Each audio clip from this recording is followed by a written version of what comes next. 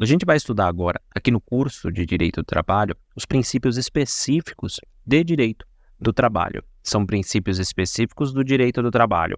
O princípio da proteção, o princípio da irredutibilidade salarial, o princípio da indisponibilidade dos direitos trabalhistas, o princípio da imperatividade das normas trabalhistas, o princípio da integridade ou intangibilidade salarial e o princípio da continuidade da relação de emprego. A gente já falou aqui dos princípios constitucionais e dos princípios gerais. É a primeira e segunda aula aqui no âmbito do direito do trabalho, tá? Aplicáveis aí ao direito do trabalho.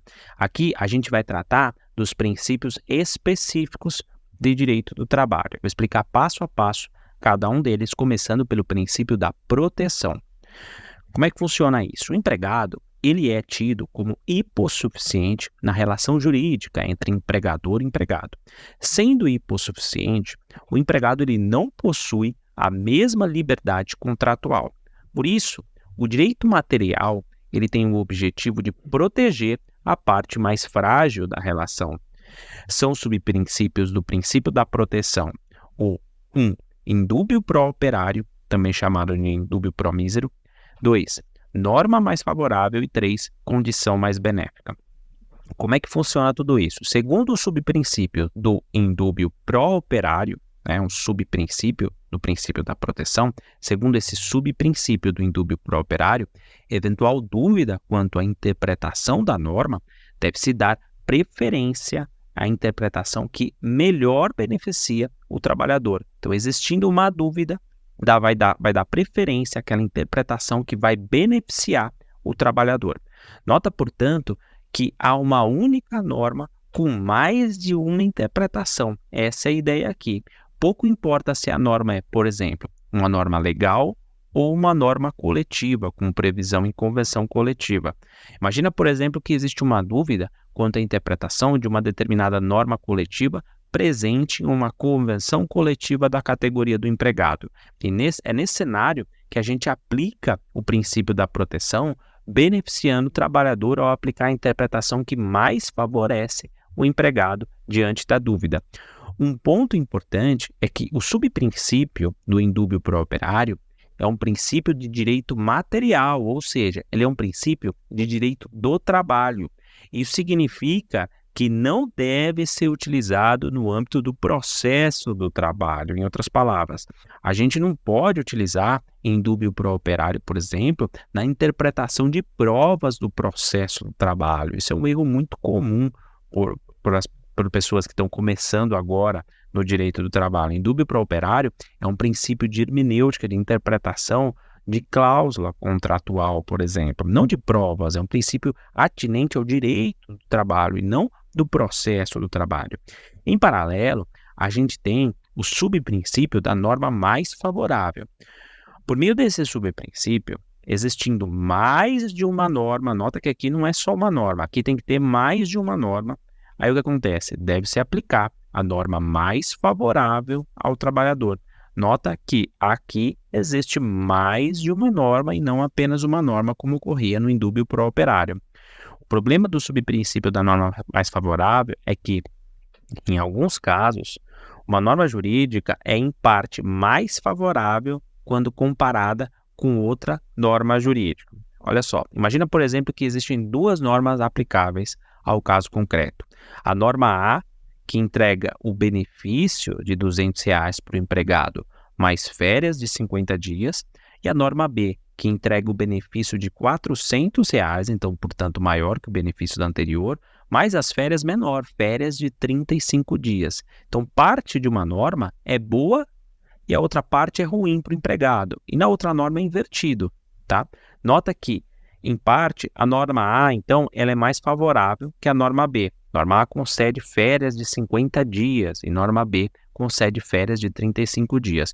Contudo, em parte, norma B é mais favorável que a norma A. A norma B entrega o benefício de R$400, ao passo que a norma A entrega apenas R$200. E nesse caso, pergunta-se qual que vai ser a norma mais favorável aqui. E para resolver esse tipo de problema, surgiram três teorias. 1. Teoria da acumulação ou atomista.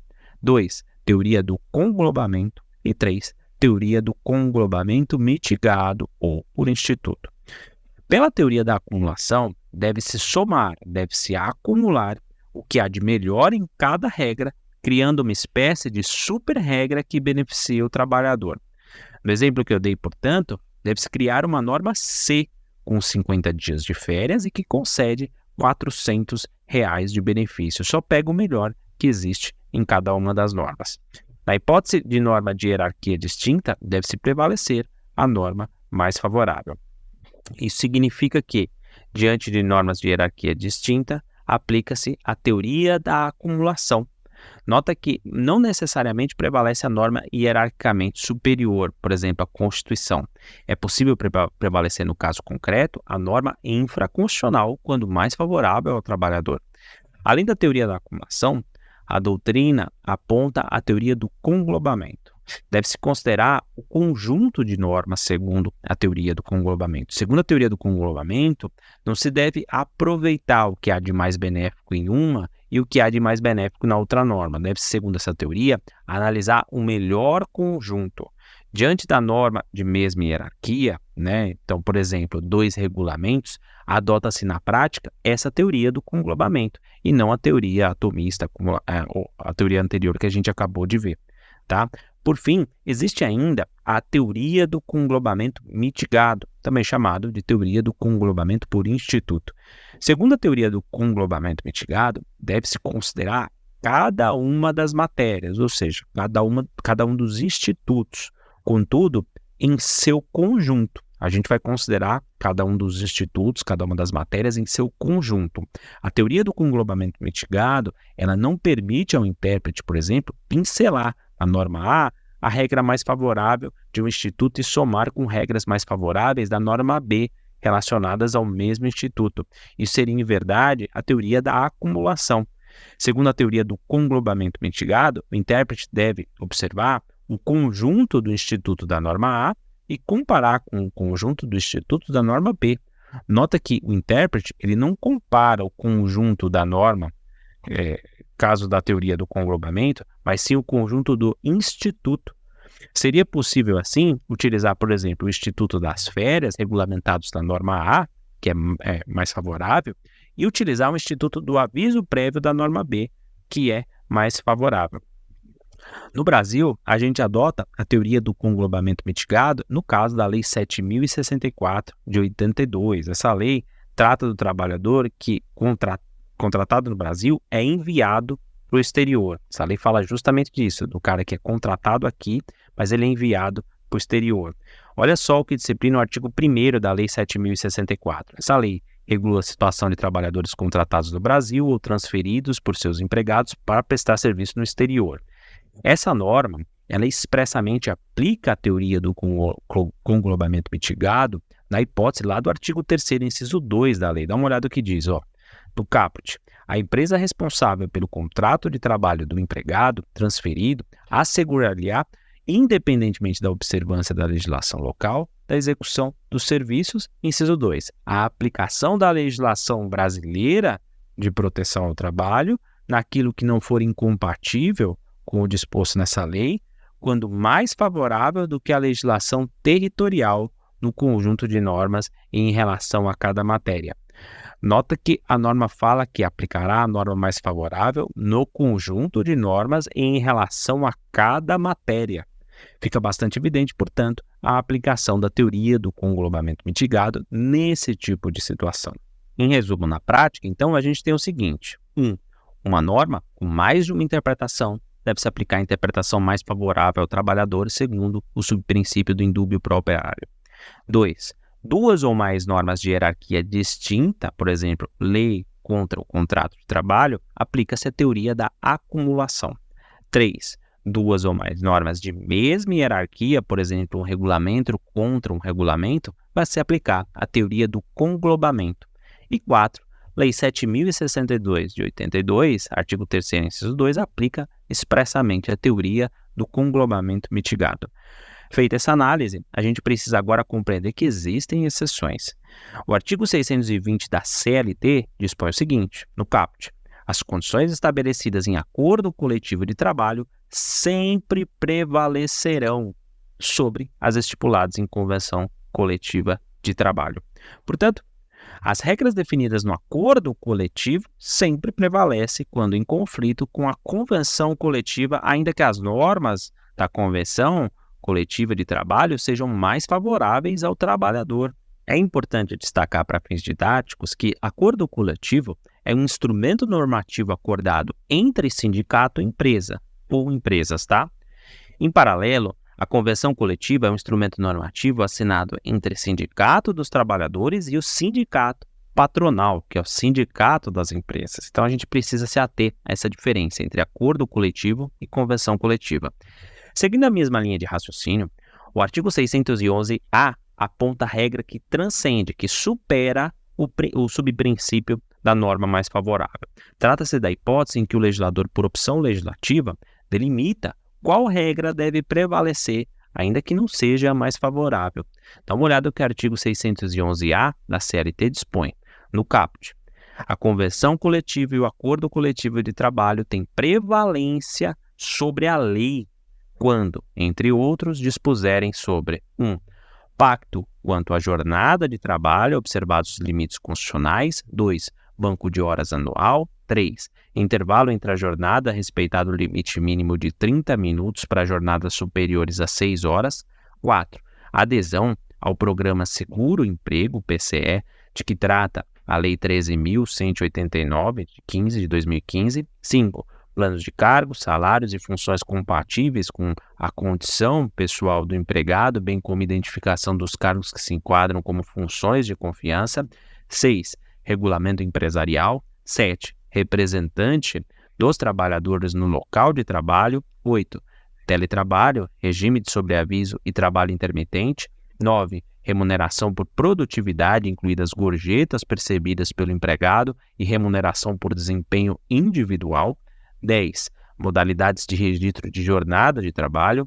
11. Troca do dia de feriado. 12. Enquadramento do grau de insalubridade. 13. Prorrogação de jornada em ambientes insalubres, sem licença prévia das autoridades competentes do Ministério do Trabalho. 14. Prêmios de incentivo em bens ou serviços, eventualmente concedidos em programas de incentivo. E 15. Participação nos lucros ou resultados da empresa. Existem, portanto, temas que, quando estabelecidos em acordo ou convenção coletiva, prevalecem sobre a lei, ainda que a lei aponte uma norma mais benéfica ao trabalhador. Há ainda outra hipótese prevista na CLT que excepciona o subprincípio da norma mais favorável que a gente estudou aqui. Dá uma olhada no que diz o artigo 444, parágrafo único da CLT.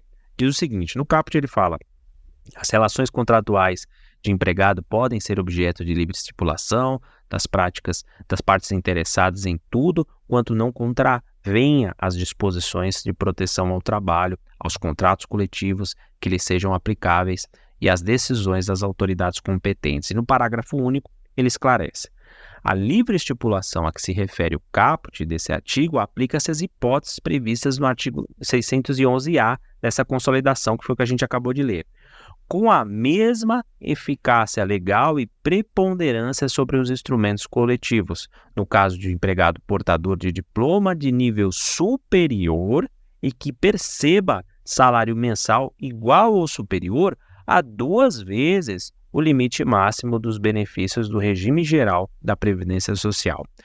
O que o dispositivo aqui está apontando, então, é que as matérias que estão no artigo 611-A da CLT podem prevalecer sobre o que está na convenção coletiva, acordo coletivo, inclusive na lei, quando negociadas no contrato individual de trabalho. Trata-se, contudo, de um caso bastante excepcional, em que o trabalhador aqui ele tem diploma de ensino superior e recebe salário mensal maior do que 2 vezes o limite máximo dos benefícios do regime geral da Previdência Social.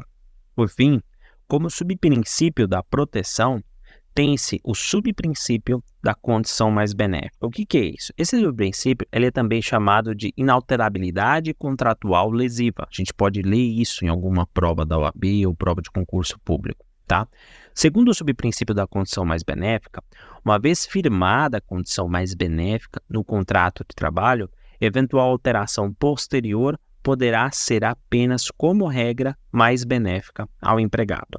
Dá uma olhada no que diz o artigo 468 da CLT. Ele diz o seguinte, no caput: nos contratos individuais de trabalho, só é lista a alteração das respectivas condições por mútuo consentimento. E ainda assim, desde que não resultem direta ou indiretamente em prejuízos ao empregado, sob pena de nulidade da cláusula infringente dessa garantia. O parágrafo 1º esclarece que não se considera alteração contratual a determinação do empregador para que o respectivo empregado reverta ao cargo efetivo anteriormente ocupado, deixando o exercício da função de confiança. E o parágrafo 2º esclarece que a alteração de que trata o parágrafo 1º desse artigo que a gente acabou de ler, com ou sem justo motivo, não assegura ao empregado o direito à manutenção do pagamento de gratificação correspondente, que não será incorporado independentemente do tempo de exercício da respectiva função. Nota que o próprio dispositivo elenca algumas exceções no parágrafo 1º e 2º. Aliás, inclusive cláusulas regulamentares alteradas em prejuízo do trabalhador atingem apenas trabalhadores posteriormente contratados. Dá uma olhada no que diz a súmula 51 item 1 do TST. Ela diz o seguinte, no item 1, as cláusulas regulamentares que revoguem ou alterem vantagens deferidas, atendidas anteriormente, só atingirão os trabalhadores admitidos após a revogação ou alteração do regulamento. E quanto ao princípio da irredutibilidade salarial, como é que funciona? Segundo o princípio da irredutibilidade salarial, como é de se presumir, o salário ele não pode sofrer redução. Entretanto, admite-se excepcionalmente a redução do salário do trabalhador na hipótese de previsão em norma coletiva. É inclusive o que determina o artigo 7º, inciso 6 da própria Constituição Federal. Lá no inciso 6, lá no artigo 7º, inciso 6, diz o seguinte, no caput, são direitos dos trabalhadores urbanos e rurais, além de outros que visem a melhoria da sua condição social, e no inciso 6, irredutibilidade do salário, salvo o disposto em convenção ou acordo coletivo. Então, eventual redução salarial por meio de norma coletiva, contudo, ela depende de uma contrapartida legal bem específica. O legislador, nesse particular, impõe a garantia contra dispensa imotivada durante a vigência da convenção ou acordo coletivo que estabeleceu a redução salarial. Portanto, não é algo tão simples para o empregador.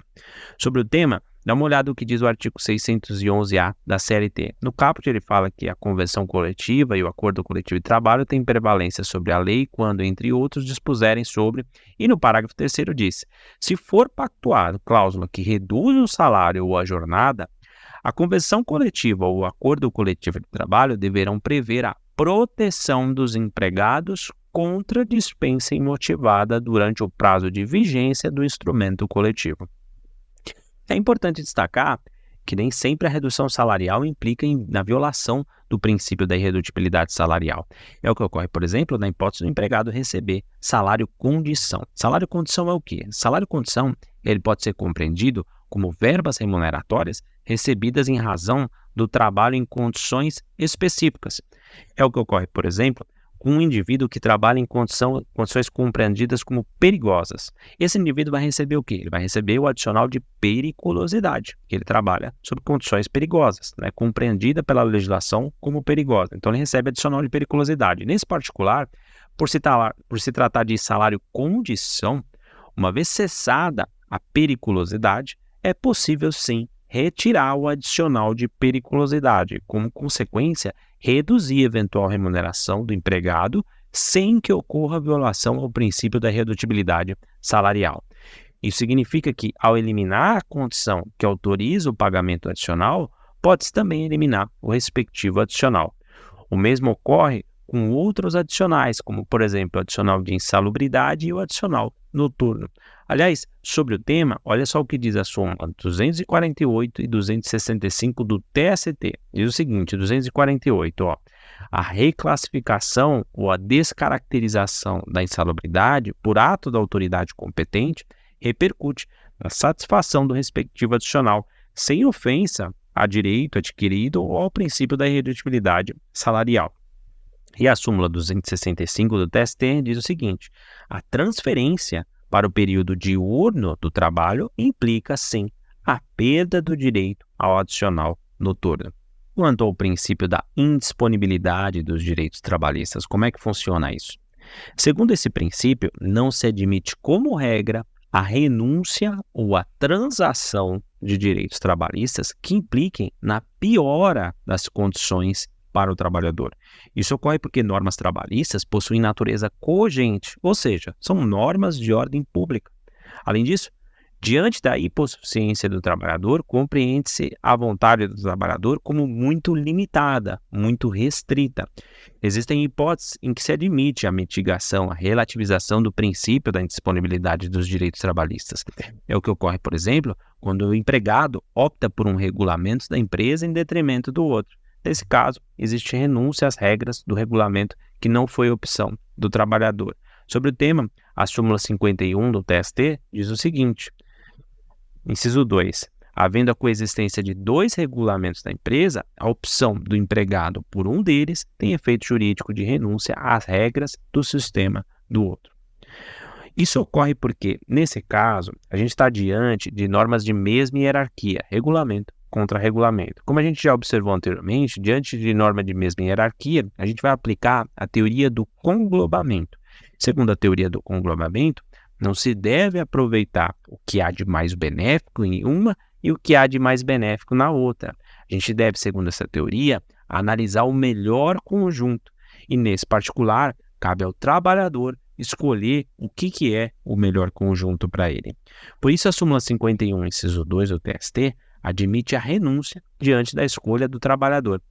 A renúncia ou transação ao direito diante da transação que ocorre em juízo é também uma hipótese de mitigação de princípio da indisponibilidade dos direitos trabalhistas. E aqui, pouco importa se a transação é judicial ou extrajudicial ou homologada em juízo. Isso porque a hipossuficiência, que é o fundamento da irrenunciabilidade, ela é mitigada em juízo, dado que você tem um magistrado e, eventualmente, advogados que suprimem essa deficiência do trabalhador. Isso significa que o magistrado pode, inclusive, negar a homologação de eventual acordo que, por exemplo, viola direito indisponível, que prejudica aí a saúde do trabalhador, por exemplo. Eu já vi isso muito na prática acontecer em audiência. O juiz não homologar um determinado acordo por entender que aquilo viola um direito do trabalhador. Sobre a transação extrajudicial, o artigo 652, a linha F da CLT, dispõe o seguinte: no caput, compete às varas de trabalho e a linha F decidir quanto à homologação do acordo extrajudicial em matéria de competência da Justiça do Trabalho. Então, o juiz não está obrigado a homologar, tá bom? Quanto ao princípio da imperatividade das normas trabalhistas, a gente tem o seguinte: as normas trabalhistas são normas de ordem pública, motivo pelo qual não podem ser afastadas sequer pela vontade do trabalhador. E sobre esse tema, o artigo 9º da CLT, muito conhecido e muito utilizado, dispõe o seguinte: serão nulos de pleno direito os atos praticados com o objetivo de desvirtuar, impedir ou fraudar a aplicação dos preceitos contidos na presente consolidação. No mesmo sentido, caminha o artigo 444 da CLT, que diz que as relações contratuais de trabalho podem ser objeto de livre estipulação das partes interessadas em tudo quanto não contravenha as disposições de proteção ao trabalho, aos contratos coletivos que lhes sejam aplicáveis e às decisões das autoridades competentes. O parágrafo único esclarece que a livre estipulação a que se refere o caput desse artigo aplica-se às hipóteses previstas no artigo 611-A dessa consolidação, com a mesma eficácia legal e preponderância sobre os instrumentos coletivos, no caso de empregado portador de diploma de nível superior, que é o que a gente já viu, né? E que perceba salário mensal igual ou superior a 2 vezes o limite máximo dos benefícios do regime geral da Previdência Social. Nota que o legislador, com a reforma de 2017, aponta o artigo 611-A como exceção à regra, configura exceção à hipótese que já estudamos no artigo 444 da CLT. Trata-se, então, do trabalhador que tem diploma de ensino superior, né, e que percebe o salário mensal mais de 2 vezes o limite máximo dos benefícios do regime geral da Previdência Social. Nesse caso, segundo o artigo 444, parágrafo único que a gente leu, então, as matérias que estão lá no artigo 611-A da CLT podem prevalecer, se ele acordar com a empresa, né, sobre o que está previsto na convenção coletiva, acordo coletivo e inclusive na lei, quando negociados no contrato individual do trabalho. Mas precisa ser esse trabalhador hipersuficiente, né, esse trabalhador que tem diploma superior e que recebe essa quantidade de salário, né, 2 vezes o limite máximo dos benefícios do regime geral da Previdência. Existe ainda hipóteses em que a lei admite expressamente a disposição de direito. A doutrina chama esse tipo de norma dispositiva, tá bom? Quanto ao princípio da integridade ou intangibilidade salarial, a gente tem o seguinte: segundo o princípio da integridade, como regra, não pode ocorrer descontos no salário do empregado. Sobre esse tema, o artigo 462 da CLT dispõe o seguinte, no caput: ao empregador é vedado, é proibido efetuar qualquer desconto nos salários do empregado, salvo, exceto quando esta resultar de adiantamentos de dispositivo de lei ou de contrato coletivo. Existe também, em relação a esse princípio, exceções. 3 delas, inclusive, surgem no próprio caput do artigo 462 da CLT, que é adiantamentos, dispositivo de lei e contrato coletivo. Essas expressões estão lá no caput do artigo 462 e configuram exceção ao desconto, impossibilidade de desconto de salário. A lei, em alguns casos, autoriza o desconto, então. E nesse cenário que o artigo 462 esclarece que é possível o desconto de estar previsto em disposto em lei, quando a própria lei autoriza o desconto, é permitido. Também é possível o desconto quando a norma coletiva autoriza. É o que ocorre, por exemplo, na autorização proveniente de acordo coletivo ou convenção coletiva. Isso é o que pretende o artigo 462 da CLT quando fala em contrato coletivo. Por isso, inclusive, a OJ 251 da STI1 do TST autoriza o desconto salarial do frentista que recebe cheque sem fundo em desrespeito àquilo que foi apontado no instrumento coletivo. Olha só o que diz essa OJ 251. É lícito, portanto permitido, o desconto salarial referente à devolução de cheque sem fundo, quando o frentista não observar as recomendações previstas em instrumento coletivo. Também é possível o desconto quando o empregado causar dano, desde que 1. Seja acordado entre as partes previamente e 2. Haja dolo, intenção do empregado. O artigo 462, parágrafo único, diz o seguinte: em caso de dano causado pelo empregado, o desconto será lícito, será permitido, portanto, desde que esta possibilidade tenha sido acordada ou na ocorrência de dolo do empregado, intenção do empregado. Muito embora não esteja previsto no artigo 462, também é possível o desconto de planos de saúde, odontológico, dentre outros, desde que o trabalhador voluntariamente opte por receber esse benefício. Então, precisa de autorização prévia e precisa de autorização por escrito do trabalhador. Sobre esse tema, a súmula 342 do TST dispõe o seguinte: descontos salariais efetuados pelo empregador com autorização prévia e por escrito do empregado para ser integrado em planos de assistência odontológica, médico-hospitalar, de seguro, de previdência privada ou de entidade cooperativa, cultural ou recreativa associativa de seus trabalhadores, em seu benefício e de seus dependentes, não afrontam o disposto no artigo 462 da CLT, salvo se ficar demonstrada a existência de coação ou de outro defeito que vicie o ato jurídico. Nota que, ao final da súmula 342, esclarece que poderia o trabalhador, em tese, receber esses valores na justiça se ficar demonstrada a coação ou outro defeito que vicia o ato jurídico. Portanto, demonstrando a coação ou vício do consentimento, um tema que a gente estuda também bastante lá no curso de Direito Civil Desenhado, demonstrando essa coação ou vício de consentimento, pode o trabalhador reaver valores pagos. Esse vício, essa coação, contudo, ela não pode ser presumida pelo fato da contratação, tá? Imagina, por exemplo, que o empregado sustente na justiça que foi obrigado a assinar papéis que autorizavam o desconto de plano de saúde sob pena de não ocorrer a contratação. Esse tipo de argumento é proibido pela jurisprudência. Olha só o que diz a OJ 160 da SDU1. Diz o seguinte: é inválida a presunção de vício do consentimento resultante do fato de ter o empregado anuído expressamente com descontos salariais na oportunidade da admissão. É de se exigir a demonstração concreta do vício do consentimento. Então, precisa comprovar na justiça, tá? Quanto ao princípio da continuidade da relação de emprego, a gente tem o seguinte. Segundo o princípio da continuidade da relação de emprego, a regra é o contrato de trabalho por prazo indeterminado. Isso significa que, ao interpretar a norma jurídica, o operador do direito deve ater-se à manutenção, à preservação do emprego. Em outras palavras, os contratos por prazo determinado, eles são a exceção e não a regra. A regra é indeterminado. Excepcionalmente, admite-se contratos por prazo determinado.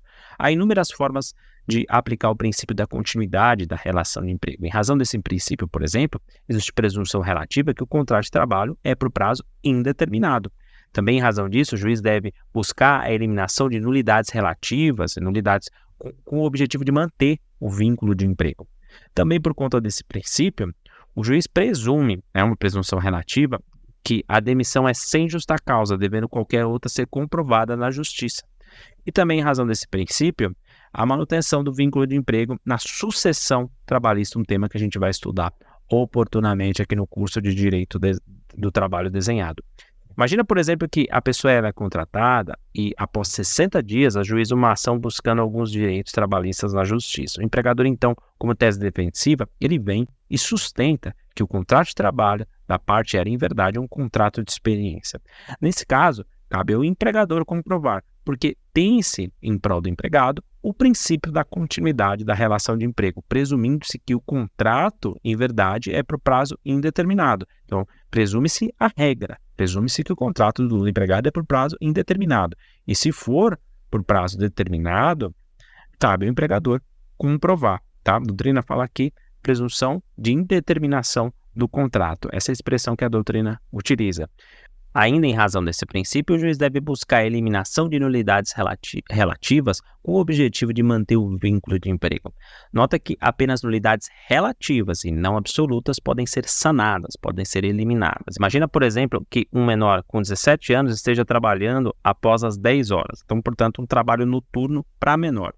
Nesse caso, trata-se de uma nulidade relativa, sendo viável a convalidação do vício para manutenção do contrato de trabalho, desde que o menor Desde que o menor com 17 anos passe a trabalhar no horário adequado. Ele não pode trabalhar à noite. Então, desde que ele passe a trabalhar no horário adequado, a gente pode sanar esse problema, sanar esse vício.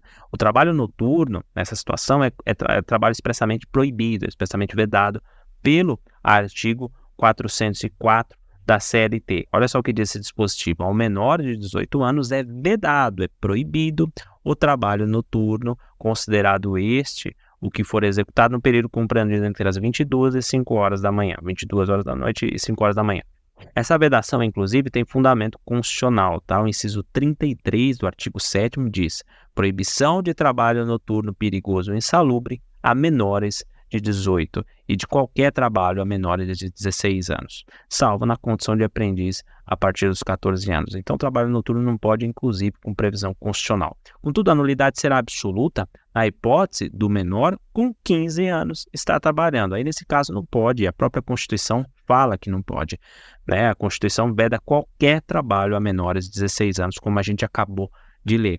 O princípio da continuidade da relação de emprego também pode servir de parâmetro para a fixação do ônus da prova. Segundo essa ideia, tem-se que, durante a fixação do ônus da prova, deve-se presumir que o trabalhador tem interesse em permanecer no emprego e não sair do emprego. O eventual encerramento do contrato de trabalho, portanto, é presumivelmente sem justa causa. Imagina, por exemplo, que o empregado deixa de prestar serviços, ou seja, ele para de ir para uma empresa. Durante o processo judicial, então, a empresa informa que o empregado não presta mais serviços e que ele pediu demissão. Sem provas, a empresa será fatalmente, nessa situação, condenada no pagamento de verbas rescisórias, dado que, em prol do empregado, milita o princípio da continuidade da relação de emprego. E nesse cenário, ao interpretar as provas, o juiz não pode presumir que o empregado pediu demissão porque ele parou de ir, devendo a empresa comprovar tal fato. Daí porque a fixação do ônus da prova tem como parâmetro o princípio da continuidade da relação de emprego. É o que dispõe, inclusive, a súmula 212 do TST. Diz o seguinte, o ônus de provar o término do contrato de trabalho quando negados a prestação de serviço e o despedimento é do empregador, pois o princípio da continuidade da relação de emprego constitui uma presunção favorável ao empregado. A justa causa ou a demissão a pedido, portanto, devem ser comprovadas nos autos.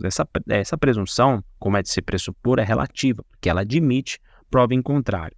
Também, em razão do princípio da continuidade da relação de emprego, presume-se a manutenção do vínculo trabalhista do empregado na hipótese de sucessão trabalhista. A gente vai estudar o tema sucessão trabalhista oportunamente aqui no curso de Direito do Trabalho. Para tanto, basta demonstrar a continuidade da prestação de serviço pelo empregado e a sucessão trabalhista. Nos termos do artigo 10 e 448, ambos da CLT, a gente tem o seguinte, o artigo 10. Qualquer alteração na estrutura jurídica da empresa não afetará os direitos adquiridos por seus empregados. E o artigo 448 da CLT diz o seguinte, a mudança na propriedade ou na estrutura jurídica da empresa não afetará os contratos de trabalho dos respectivos empregados.